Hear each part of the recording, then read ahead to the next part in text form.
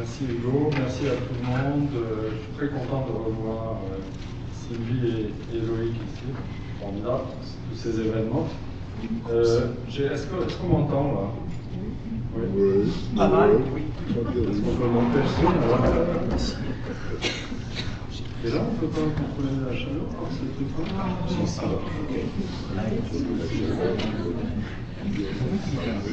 Là, est-ce que c'est mieux? C'est bien, mais pas trop. C'est bien. Ça va? Alors, je suis plus spécialiste de Fanon que de Glissant, mais le Glissant s'est référé à Fanon, a rencontré Fanon, et je vais essayer d'expliquer un petit peu la manière dont on pourrait lire, non pas finalement Fanon par Glissant, mais plutôt Glissant par Fanon. C'est-à-dire de repérer dans les discours antillais les moments où Glissant parle de Fanon de façon extrêmement pertinente et signifiante, qui explique peut-être d'où vient la pensée de Glissant. Alors il peut sembler, je ne vais pas avoir le temps de parler de toutes les occurrences de Fanon dans l'œuvre de Glissant évidemment, mais je me concentre sur un certain nombre de points qui me semblent signifiants.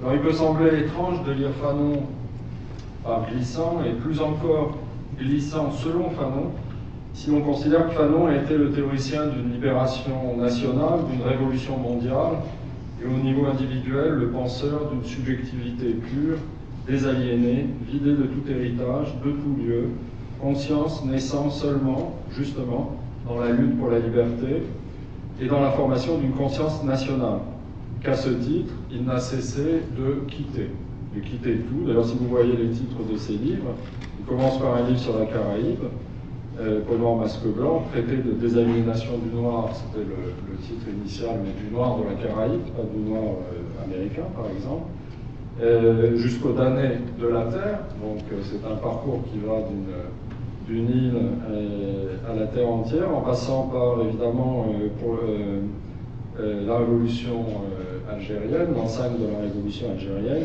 et puis un grand nombre de textes qui ont été réunis après sa mort sous le titre pour la révolution africaine. Donc il y a une espèce d'expansion continuelle du travail de Fanon, qui correspond d'ailleurs aussi à sa mobilité géographique, puisqu'il s'engage dans les forces françaises libres, ce qui n'était pas du tout facile à faire avant même de passer son bac, en partant de la Martinique, en allant à la Dominique, en revenant, en repartant, en étant posté à Constantine, finissant sa guerre en Alsace, repartant en Martinique, retournant ensuite en France, faisant ses études à Lyon, de là partant à Saint-Alban, j'en parlerai un petit peu, et pour aller ensuite en Algérie, d'Algérie en Tunisie, et puis finalement de Tunisie, il devient à la fin de sa vie ambassadeur itinérant pour toute l'Afrique subsaharienne, du gouvernement provisoire de la République algérienne, et il prend ça très au sérieux, au point même que, là je ne pourrais pas vous les montrer, c'est encore pas publié, au point même qu'il y a des télégrammes assez menaçants du ministère des Affaires étrangères du gouvernement provisoire de la République algérienne, lui disant d'arrêter de circuler partout et de s'en tenir aux frontières nationales. Et quand on recevait des télégrammes comme ça de Krim Belkacem, qui avait fait assassiner le meilleur ami de Fanon, enfin de Ramdan, c'était quand même un peu inquiétant. Donc, Fanon n'a cessé de circuler, de partir.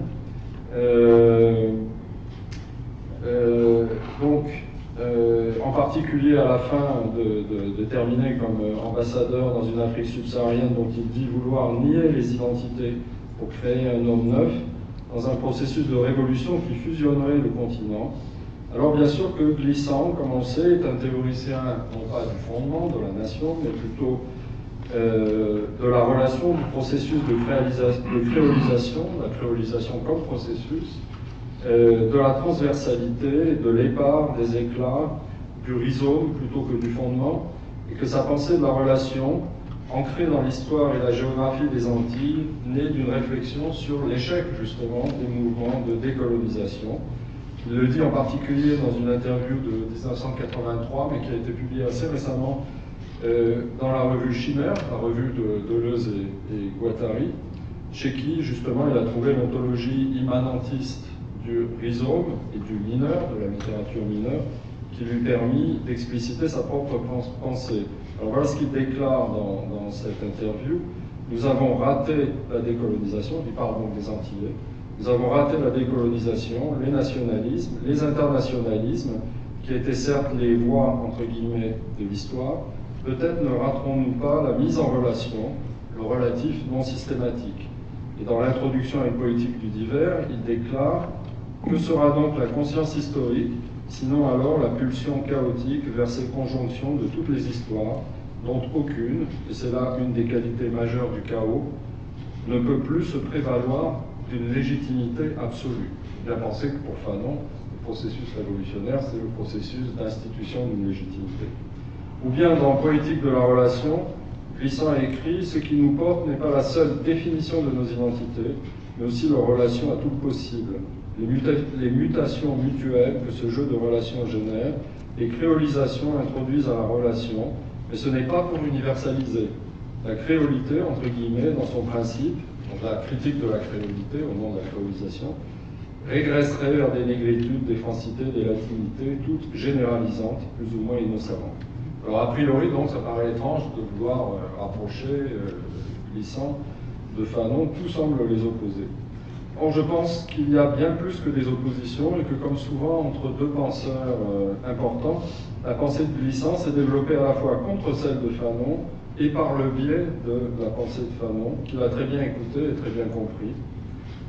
Que Glissant, donc, a dû faire un détour crucial par ce Fanon dont il disait qu'il était le point ultime du détour. Le détour qui était tellement poussé qu'il en était une rupture absolue. Fanon était donc, si l'on veut, peut-être le cri dont parle la parole de Glissant. Alors, dans un entretien un peu ambivalent qu'il a donné sur Fanon en 1982 pour un des premiers grands rassemblements de textes sur la pensée de Fanon, dans une revue qui s'appelait Sans frontières, justement, Glissant marque deux grandes étapes de la vie de Fanon. D'abord, ce qu'il appelle une crise d'identité, et ensuite une coupure radicale. C'est d'ailleurs une manière de penser la vie de Fanon qui a inspiré aussi Albert Memmi, qui a écrit un assez beau texte biographique sur Fanon. Donc d'abord une crise d'identité et ensuite une coupure radicale qui correspond, deux étapes qui correspondent bien aux deux grands textes de Fanon, Au Nord Masque Blanc, qui a été publié en 1952, et Les damnés de la Terre, qui ont été publiés en décembre 1961, alors que Fanon était mourant, mais il les a vus.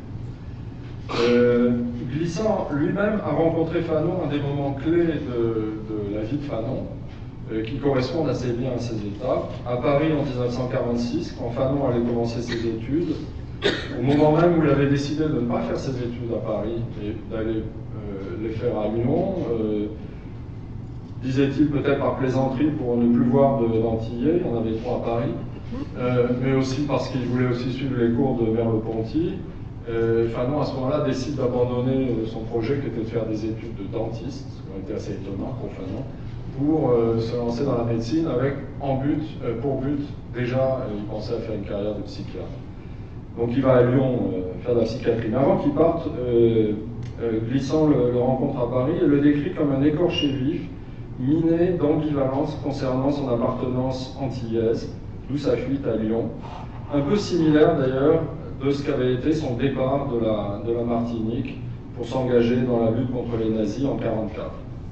Alors il est clair que ce souvenir qu'a Glissant de sa rencontre avec Fanon en 1946 influence sa lecture de Au Nord Masque Blanc comme reflétant une crise d'identité, alors que peut-être ce livre-là est une réflexion sur ce qu'a été une crise d'identité ou ce que peut être une crise d'identité, plutôt que l'expérience d'une crise d'identité. Une nouvelle forme de souveraineté, si on peut dire, se développe dans la pensée de Fanon, qui est celle justement du psychiatre, de celui qui comprend, habite et utilise en fait ces crises qu'il a vécues, mais comme des objets de recherche.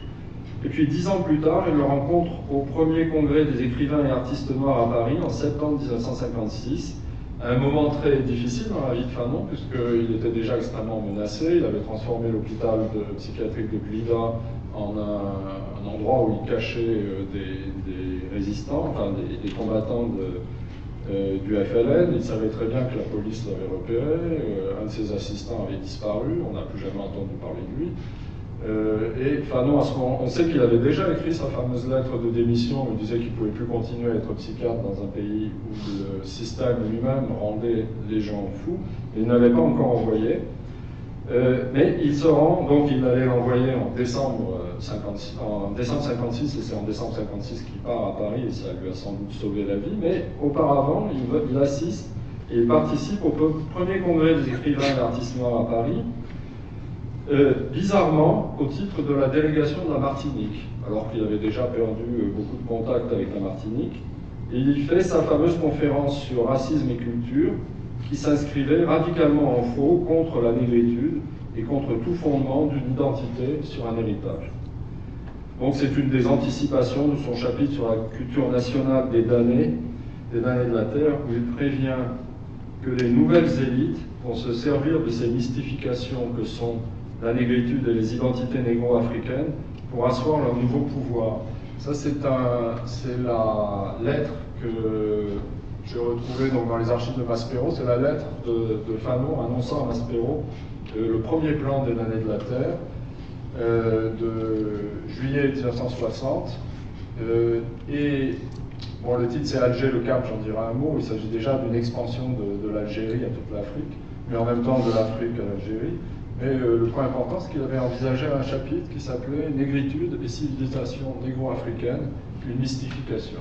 Donc il n'a pas eu le temps de le finir, il a été pris par la leucémie, par l'urgence politique, etc.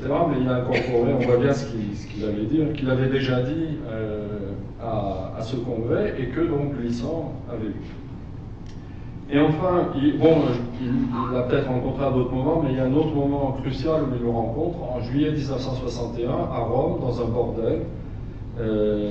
C'est attesté par au moins 2 personnes, Assia Djebar et Sylvie Glissant, non pas pour des activités diverses et variées, mais par sécurité, puisque Fanon venait d'échapper à une tentative d'assassinat. Donc, il donnait des rendez-vous à des endroits discrets.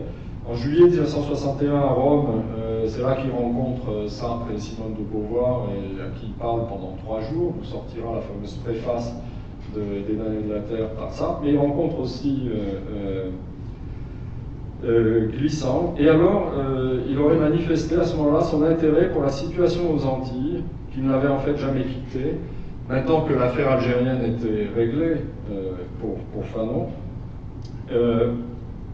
Cet intérêt pour les Antilles n'avait jamais quitté, puisqu'il insère en fait assez tard dans les damnés de la Terre un long extrait de Césaire et du théâtre de Césaire dans le premier chapitre des damnés de la Terre, le chapitre sur la violence, même si évidemment la conclusion des damnés de la Terre s'ouvre par une déclaration anti-césarienne s'il en est, puisque Fanon écrit « Allons camarades, il vaut mieux décider dès maintenant de changer de bord. La grande nuit dans laquelle nous fûmes plongés, il nous faut la secouer et en sortir. Le jour nouveau qui déjà se lève doit nous trouver fermes, avisés et résolus. Il nous faut quitter nos rêves, abandonner nos vieilles croyances et nos amitiés d'avant la vie. » Très beau texte.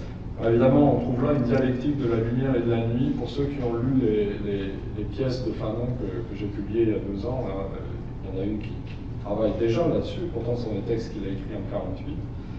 Mais on est très loin, évidemment, de la vérition de la fin du cahier, où Césaire écrit « Et le grand trou noir où je voulais me noyer l'autre lune, c'est là que je veux pêcher maintenant la lampe maléfique de la nuit, en son immobile vérition. » Donc, une ambivalence, une ambiguïté, un aller-retour vers les Antilles, en même temps une fuite permanente.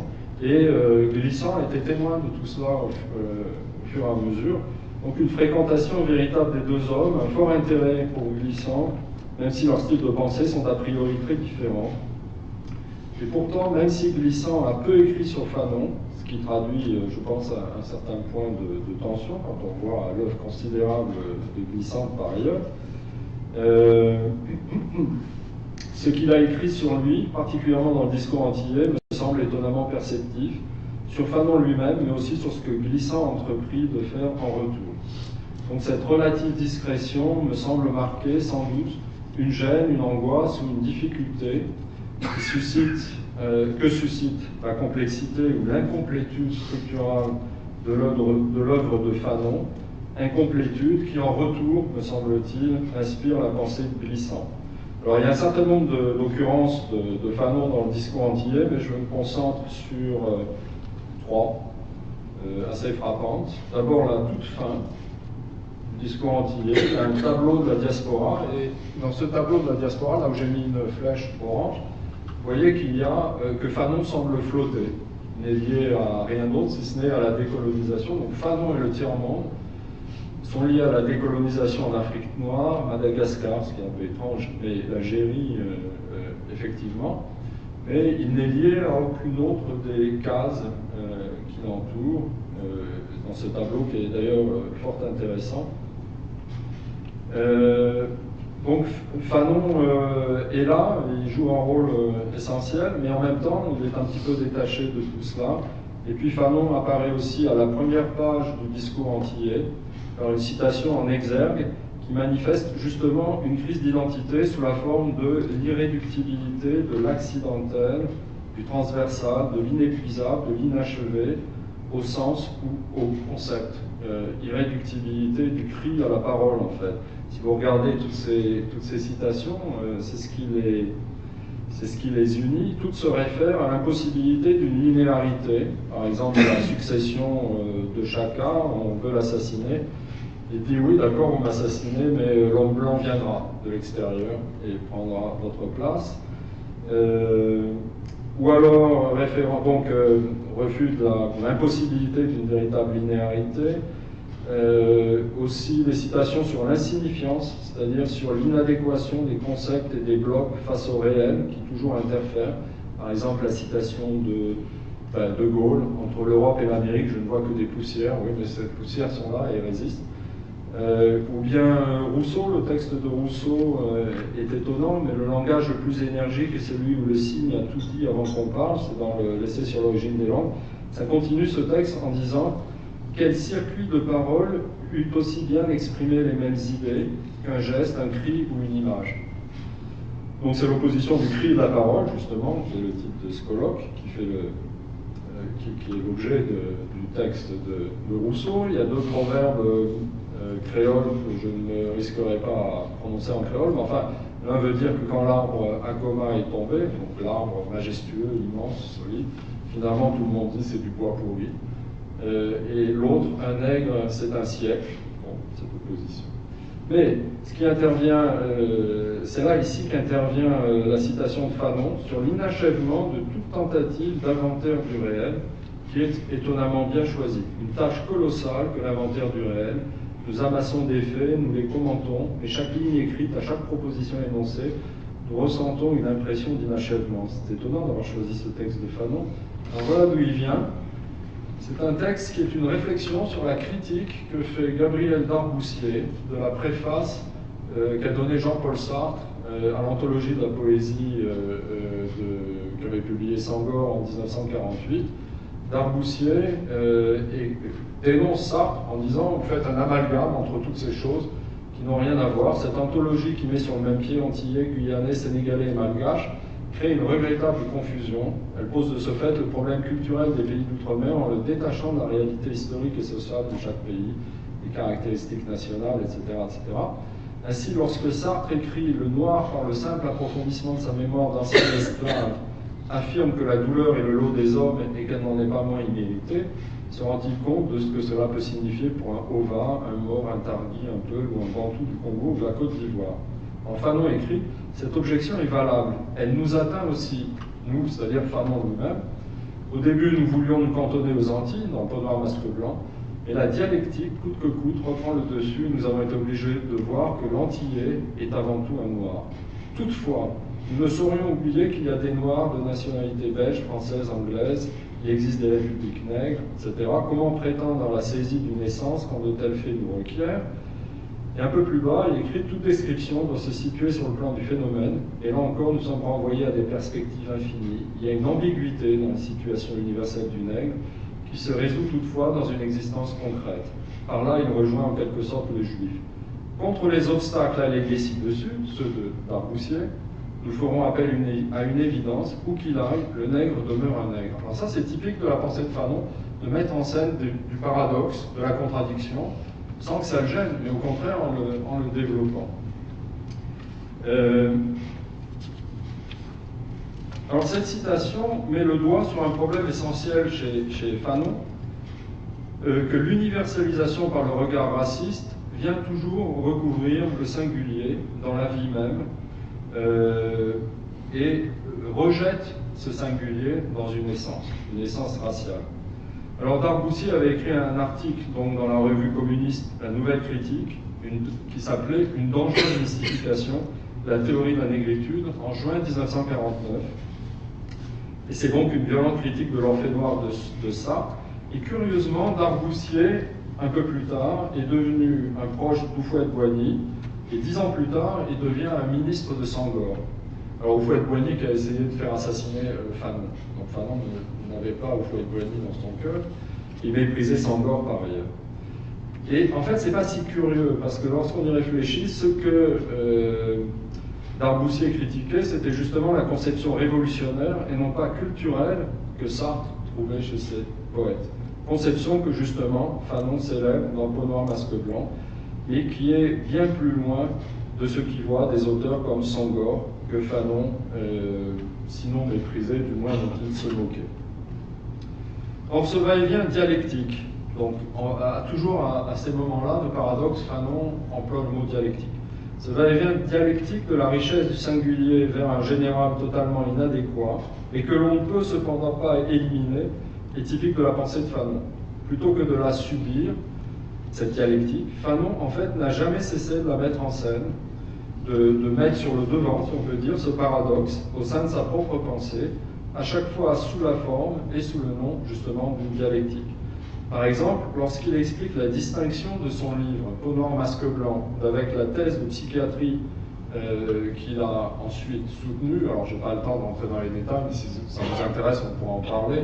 Il y a tout un mythe qui consiste à dire que Fanon a voulu soumettre Peau noire, masque blanc comme thèse de psychiatrie, que ça aurait été refusé, et que donc en 6 mois, il a écrit une thèse de neuropsychiatrie brillante, etc. Mais l'inconvénient de ce mythe qui a été propagé par le frère de Fanon, c'est que du coup, personne n'a lu la thèse de psychiatrie de Fanon, pensant que ça avait été un travail qu'il avait fait rapidement. En fait, c'est totalement faux. J'ai retrouvé le dossier universitaire de Fanon, au contraire. On avait trouvé son projet intéressant, mais on avait mieux compris sans doute son projet que lui-même. Son directeur de thèse l'avait fait suivre au doyen. Le doyen avait dit oui, tout ça c'est très très intéressant, mais ça peut être utilisé de façon très différente de ce que Fanon prétend, c'est-à-dire non pas de régler les mécompréhensions raciales et de débloquer la situation raciale, mais ça risque en fait d'être utilisé de façon politique, etc. Donc on a conseillé à Fanon de demander de l'argent au CNRS pour faire un travail de terrain à la Martinique pour écrire Peau noire, masque blanc, et par ailleurs de faire en parallèle une thèse de neuropsychiatrie. Or cette thèse, elle est vraiment brillante, c'est une thèse révolutionnaire, c'est un des premiers travaux où il y a un chapitre très argumenté sur Lacan. C'est une thèse qui redéfinit l'épistémologie de la psychiatrie. Enfin, c'est vraiment un texte très important. Donc, à ce moment-là, dans Peau noire, masque blanc, lui-même parle de cette question, et c'est là qu'intervient la dialectique. Il dit « Quand nous avons commencé cet ouvrage, parvenu au terme de nos études médicales, nous nous proposions de le soutenir en tant que thèse, et puis la dialectique exigea de nous des prises de position redoublées. Bien qu'en quelque sorte nous nous fussions attaqués à l'aliénation psychique du noir, nous ne pouvions passer sous silence certains éléments qui, pour psychologiques qu'ils aient pu être, engendraient des effets ressortissants à d'autres sciences. Donc il fallait faire intervenir la sociologie, l'histoire, les sciences politiques, l'économie, etc., qui ne tombaient pas dans la catégorie de la psychiatrie. D'ailleurs, Glissant a repris ce projet de faire une étude du trouble mental, du rapport entre le trouble mental et les conditions socio-historiques. Ou bien, même l'intervention de la dialectique, lorsqu'il décrit toutes les figures de l'expérience vécue du nègre. Pendant Masque blanc, on peut le lire comme une espèce de phénoménologie, au sens de la phénoménologie de l'esprit de Hegel, une série des figures, des postures de la conscience du nègre. Voilà ce qu'il dit: la dialectique qui introduit la nécessité au point d'appui de ma liberté m'expulse de moi-même, elle rompt ma position irréfléchie, me transforme en chose. Nécessité, c'est-à-dire la factualité de l'être noir que produit le regard raciste. C'est la dialectique, le rapport à l'histoire, qui produit ce sens de la facticité.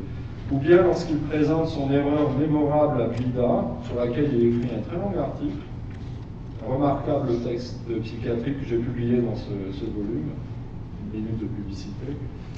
Ça c'est, je vous montre ça parce que c'est l'édition algérienne. Lorsqu'on a sorti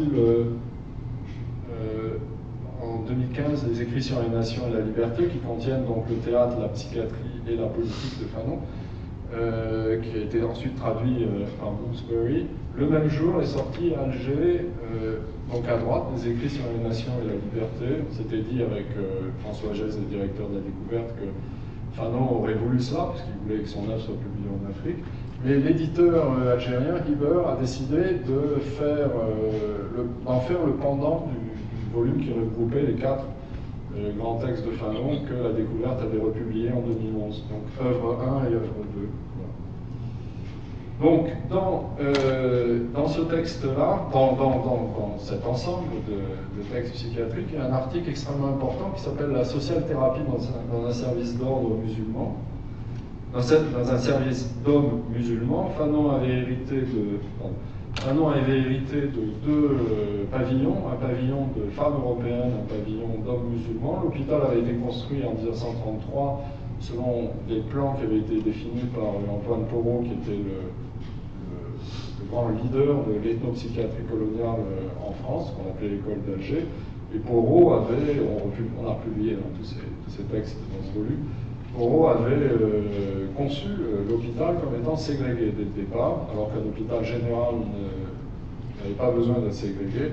La constitution mentale des indigènes était telle que les traitements psychiatriques qu'on pouvait leur donner devaient être radicalement autres. Donc Fanon arrive là et il se retrouve en charge de 2 pavillons, un d'européennes et un de musulmans. Et entre-temps, lui-même avait été formé au tout début de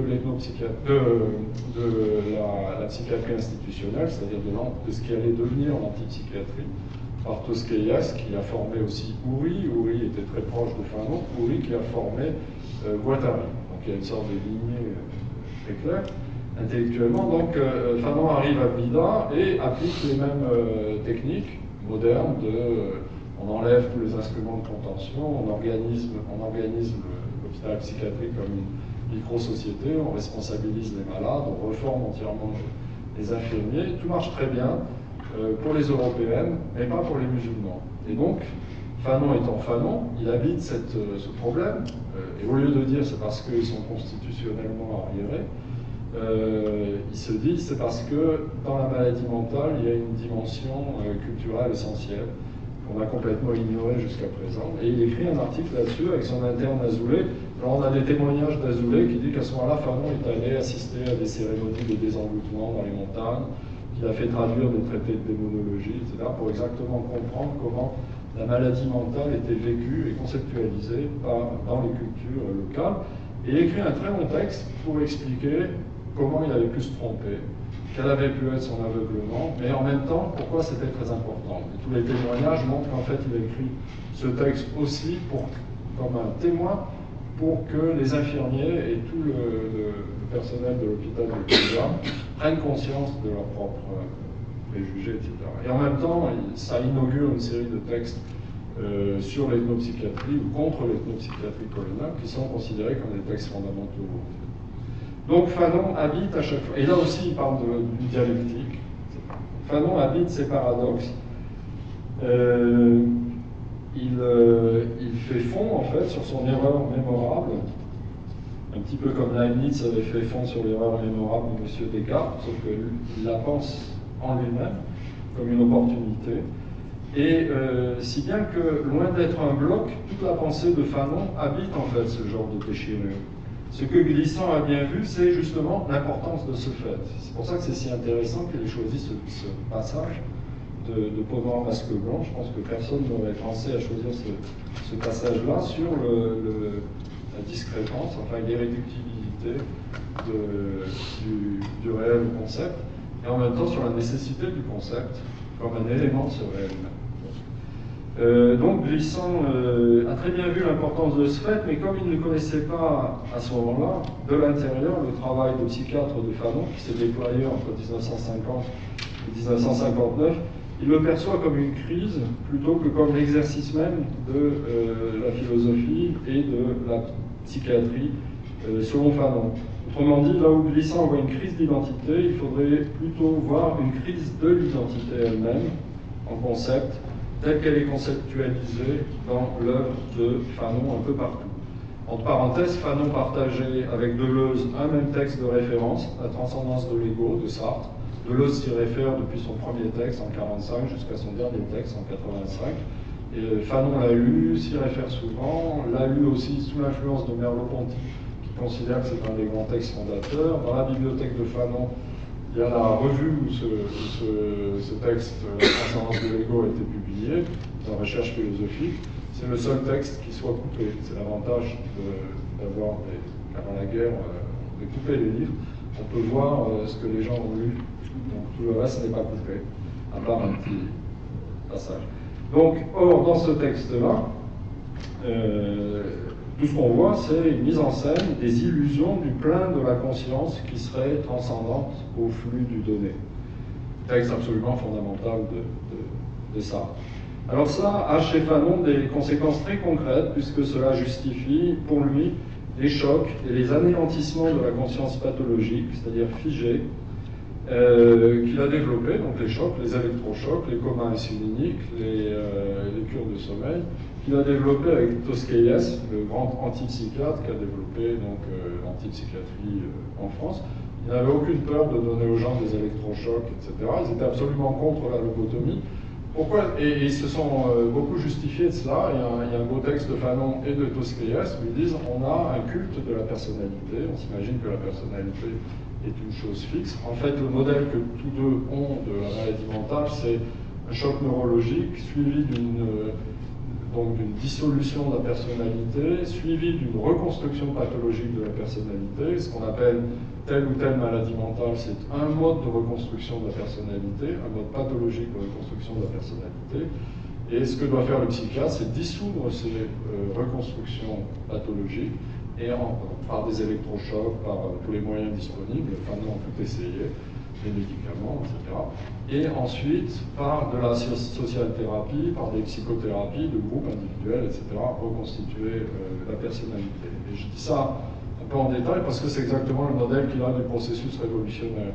La colonisation, c'est l'équivalent du choc neurologique, c'est-à-dire une déconstruction ou une dissolution de la personnalité culturelle de l'époque, qui se reconstruit une identité pathologique, alors peau noire, masque blanc, ou même négritude, par exemple, ou toutes les formes de fixation identitaire. La culture devient, dans ces sociétés coloniales, elle devient un ensemble ossifié de pratiques et d'objets. Le processus révolutionnaire, donc, dans la guerre d'Algérie, le soulèvement, c'est la dissolution de la personnalité pathologique. Et dans le processus révolutionnaire, dans la lutte, se produit une resocialisation et tous les objets qui auparavant étaient des objets inertes de la configuration culturelle colonisée reprennent vie. Alors le voile, le poste de radio, la médecine, etc. Tout ce qu'il décrit dans l'enceinte de la révolution algérienne. Donc la pensée psychiatrique est complètement mêlée à la pensée révolutionnaire de Fanon. Alors, il y a donc chez Fanon une déchirure identitaire, mais qui est assumée plus qu'elle n'est subie. Et c'est ce qui met Fanon constamment en alerte et du coup en mouvement. En alerte contre les réifications et les solidifications conceptuelles, mais en même temps en alerte contre ceux qui voudraient tirer parti de cette déchirure pour nier la nécessité du combat et de la lutte. Alors en psychiatrie, par exemple, il refuse toutes les conceptions substantialistes de la maladie mentale, mais d'un autre côté, il refuse de penser que la maladie mentale est une forme supérieure de la liberté. Il la voit toujours comme une chute. Il a écrit des textes assez intéressants sur le surréalisme, inspiré par Lacan. En littérature, il refuse le lyrisme identitaire de la négritude, mais il s'y réfère en même temps constamment comme exprimant une forme magnifique, mais bien réelle de la conscience aliénée. En histoire, refus de la race, de l'héritage, du passé, je ne serai pas l'esclave de l'esclavage, dit-il, mais aussi nécessité du combat, de la lutte contre, pour être en situation d'inventer un monde et un futur. Il y a donc bien crise, mais crise assumée, revendiquée même comme processus de pensée. Bon, je n'ai pas trop le temps de rentrer dans tous ces détails, mais vous connaissez toutes ces fameuses citations. Ce n'est pas le monde noir qui me dicte ma conduite, ma peau noire n'est pas dépositaire de valeurs spécifiques, etc., etc. Alors, pour Glissant, la crise identitaire aiguë entraîne ce qu'il appelle le détour. Le détour dont Fanon est pour lui le sommet, puisque ce détour, c'est un concept étonnant de Glissant, ce détour devient chez Fanon une coupure radicale. Donc le sommet du détour, c'est en fait la coupure et le retour aboli, si on peut dire. Le détour et la coupure radicale. La seconde grande mention de Fanon dans le discours antillais porte sur le détour, sur un détour à ce point extrême qu'il est coupure. Pour Glissant, le transbordement des populations par la traite est différent des autres exils, en ce qu'en mélangeant des peuples arrachés à leur territoire et en détruisant systématiquement cultures et valeurs, le transbordement tarit peu à peu la pulsion du retour dans la prise en compte de la terre nouvelle, dit-il, comme on le voit si bien aux Antilles, où l'idée d'un retour en Afrique n'a absolument aucun sens, sauf peut-être sous forme de provocation poétique chez Césaire. Se produit alors une pulsion d'imitation, dit Glissant, mais sans doute inspirée aussi par Fanon, pulsion d'imitation envers le colonisateur, cette pulsion décrite dans Peau noire, masque blanc sous toutes ses formes, que Glissant appelle mimésis ou obsession d'imitation. Cette pulsion est bien entendu de l'ordre de l'imaginaire, au sens des psychanalystes, c'est-à-dire d'une identité fantasmée. Obsession d'imitation non seulement en fait impraticable, en réalité, parce que l'imitation n'est jamais la chose même, mais aussi douloureuse et même insupportable. Glissant parle de la pulsion mimétique comme d'une violence insidieuse. Or là où le retour est impossible, apparaît alors selon lui une pratique du détour, et le détour prend diverses formes. Il est le recours ultime d'une population dont la domination par un autre est occultée. Population qui ne s'aperçoit même plus de la domination en régie, occultée ou camouflée par l'assimilation. Donc Glissant produit de nombreuses descriptions du détour, en particulier dans le créole, dans le syncrétisme religieux. Et ce dont je parle ici, en fait, c'est le détour des intellectuels antillais, sur lesquels il revient souvent. Ainsi parle-t-il souvent du Jamaïcain Marcus Garvey, qui organisa le mouvement le plus spectaculaire du XXe siècle en Amérique pour le retour en Afrique, donc l'UNISA, Universal Negro Improvement Association, la Ligue des communautés africaines. C'est quand même étonnant que ce soit un Jamaïcain qui a inspiré et formé un tel mouvement aux États-Unis. Glissant mentionne aussi le Trinidadien George Padmore, qui a été un autre grand panafricaniste, qui au Ghana a été en fait l'aspirateur de la politique de Nkrumah, que Fanon a bien connu, puisqu'il était en poste à Accra, à partir de 1959.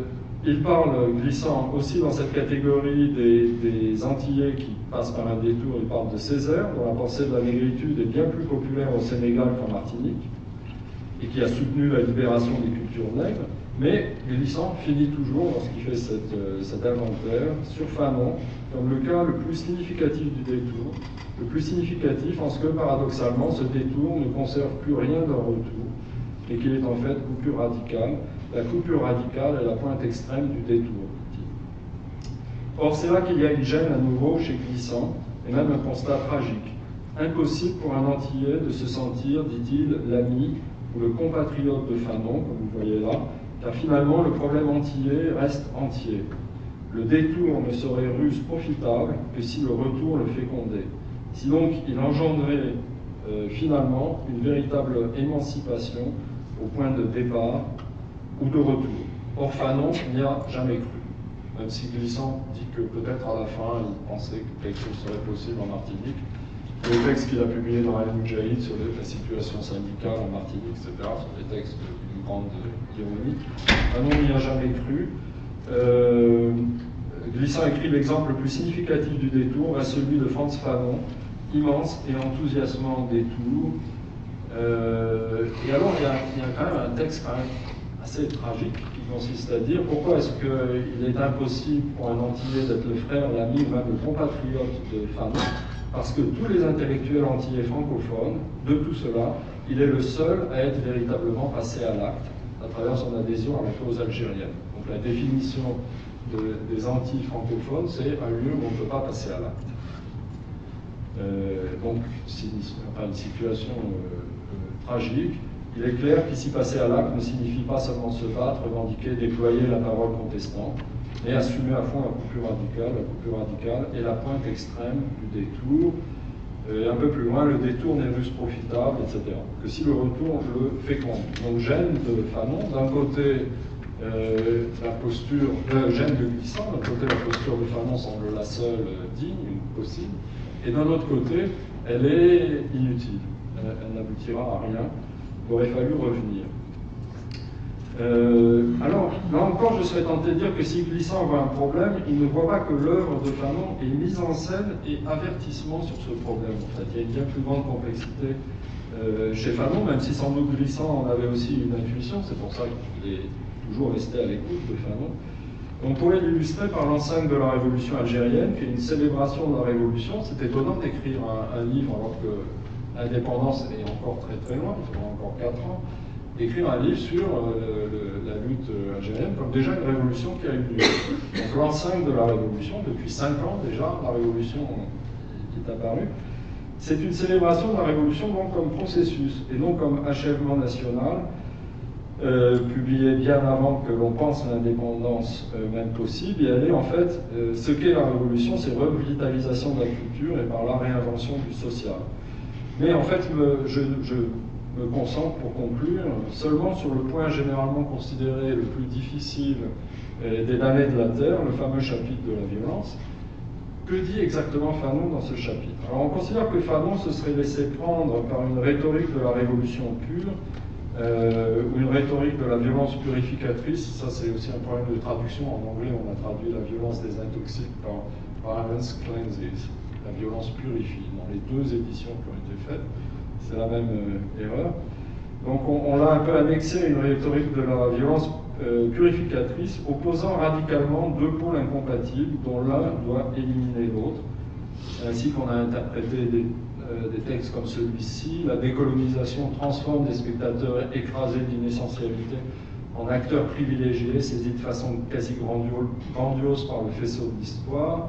Elle est création d'hommes nouveaux. La chose colonisée devient homme dans le processus même par lequel elle se libère. Donc on a pensé qu'il y avait là un remplacement. Ou bien, oui, ça c'est Fanon faisant des conférences aux soldats, enfin à l'armée des frontières, donc aux soldats de l'ALN. Sauf que, pour dire un petit mot, sauf qu'on sait maintenant que ce sur quoi Fanon a fait des conférences à l'armée des frontières, c'était sur la critique de la raison dialectique de Sartre. Malheureusement, l'armée algérienne, obtenir leurs archives, c'est comme d'essayer d'en arracher des dents. Donc les enregistrements, je ne sais pas si on les trouvera jamais, mais enfin bon. Ce qu'on sait en tout cas, c'est que Fanon avait lu avidement la critique de la raison dialectique, il a voulu en parler à Sartre quand ils se sont rencontrés en juillet. Alors qu'est-ce que la critique de la raison dialectique? C'est une critique de la manière dont les processus révolutionnaires se solidifient en institutions bureaucratiques. Donc comment on passe de ce que Sartre appelle le pratico-inerte, l'état inerte de la population à des groupes en fusion, les moments révolutionnaires, et ensuite comment on passe des groupes en fusion à nouveau à du pratico-inerte, c'est-à-dire à la bureaucratisation de l'État. Et on sait par tous les témoignages que l'on a de cette période-là, où Fanon s'est mis à essayer de changer un peu le cours du FLN, qu'il commençait à penser que le mouvement indépendantiste algérien n'avait plus rien de révolutionnaire, mais qu'il était une entreprise léniniste d'institution d'un État bureaucratique. Il y a pas mal de renseignements là-dessus. Alors déjà, quand on sait ce dont il parlait, on voit que c'est peut-être un peu plus subtil que ça. Mais lorsqu'on lit le fameux texte de Fanon, en ayant en tête le fait que peut-être ce qu'il voulait dire, c'est qu'il fallait être vigilant, et le concept de vigilance, s'il y a un concept philosophique chez Fanon, c'est le concept de vigilance. Le premier texte qu'il a écrit, c'est un petit article dans un journal psychiatrique sur la vigilance des infirmiers qui doivent être attentifs à la singularité de chaque manifestation des symptômes des individus, plutôt que de percevoir les individus comme des instantiations de grands blocs de maladies mentales. Alors lorsqu'on lit le fameux texte de Fanon sur la violence, en notant qu'il s'agit d'un appel à la vigilance des Africains, ou des colonisés, puisqu'il s'agit des damnés de la terre, pas du tout que c'est un texte qui s'adresse aux Européens. Donc lorsqu'on pense dans ces termes-là, on s'aperçoit que la chose est bien plus complexe. Car de quoi la lutte révolutionnaire des intoxique-t-elle? Vous voyez ce qu'il écrit, au niveau des individus, la violence des intoxique. On cite toujours cette phrase. Mais ensuite, il dit, elle débarrasse le colonisé de son complexe d'infériorité, de ses attitudes contemplatives ou désespérées, elle le rend intrépide, le réhabilite à ses propres yeux, même si la lutte armée a été symbolique, et même s'il est démobilisé par une décolonisation rapide, le peuple a le temps de se convaincre que la libération a été l'affaire de tous et de chacun, que le leader n'a pas de mérite spécial.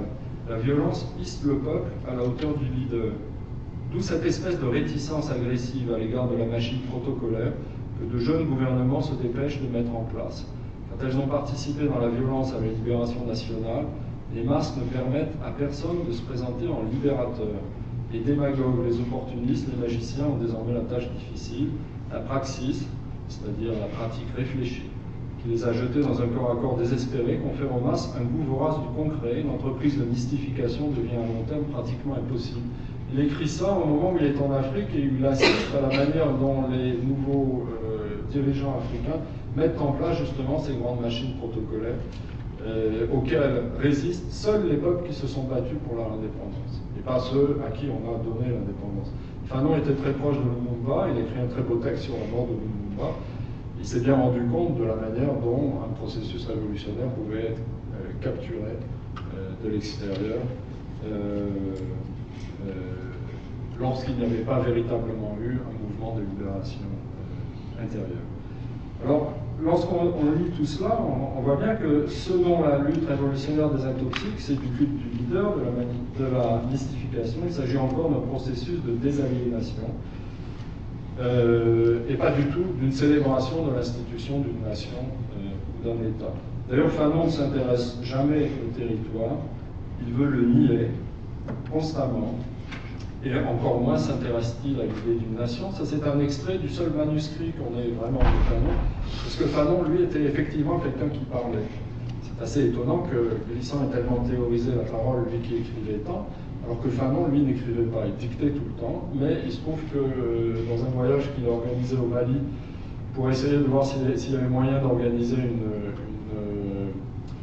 colonne africaine pour venir en aide au FLN en passant par le Sahara, il se trouve que, alors qu'il devait voyager en avion, il a compris qu'on allait essayer de le détourner sur un autre vol d'Air France, que c'était une entreprise de kidnapping, comme les services français en avaient l'habitude, soutenue par Houphouët-Boigny, donc il a décidé de voyager en voiture. Donc il fait un long périple, une quinzaine de jours au Mali, et à ce moment-là, il n'y a personne à qui dicter, donc il écrit. Donc on a un manuscrit qui est très beau d'ailleurs, puisqu'on voit que Fanon ne se raturait pas. Quand il dictait, il oubliait les phrases au fur et à mesure, donc les damnés de la terre, il les a dictées comme ça tous les jours entre 7h et 9h du matin avant de commencer sa visite médicale, et Marie-Jeanne Manuelan, qui a tapé les damnés de la terre, me l'a confirmé 1000 fois. Souvent, elle n'avait pas le temps de noter une de ces phrases, il l'avait déjà oublié, il en faisait une autre. Donc Fanon dictait, mais là il a écrit ce très beau texte, qui est une réflexion sur ce qu'est le voyage en fait, c'est un journal de bord. Partons, notre mission, ouvrir le front du Sud, de Bamako, acheminer armes et munitions, soulever la population saharienne, s'infiltrer jusqu'au haut plateau algérien, après avoir porté l'Algérie aux quatre coins de l'Afrique, remonter avec toute l'Afrique vers l'Algérie africaine, vers le nord, vers Alger, ville continentale. Ce que je voudrais, de grandes lignes, de grands canaux de navigation à travers le désert, et de transformer le désert en océan, abrutir le désert, le nier, rassembler l'Afrique, créer le continent, que du Mali s'engouffrent sur notre territoire des Maliens, des Sénégalais, des Guinéens, des Ivoiriens, des Ghanéens, et ceux du Nigeria, du Togo. C'est pas du tout sûr que les Algériens aient voulu avoir un tel déferlement chez eux. Donc, je conclus là-dessus.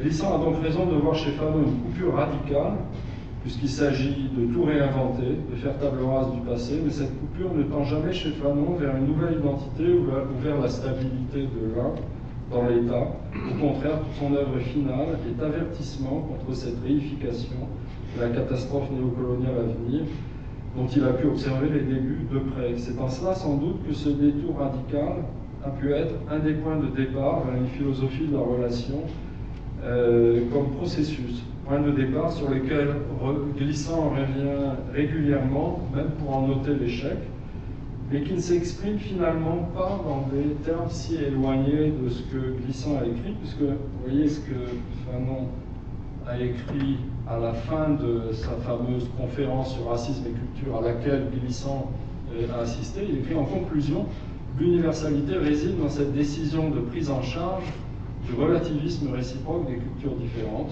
une fois exclu irréversiblement le statut colonial. On n'est pas très très loin quand même de ce que disait Glissant. Donc, Glissant a bien vu les points cruciaux de la pensée de Fanon, mais Fanon les avait vus lui aussi, et il avait construit en fait une grande partie de sa pensée sur cela.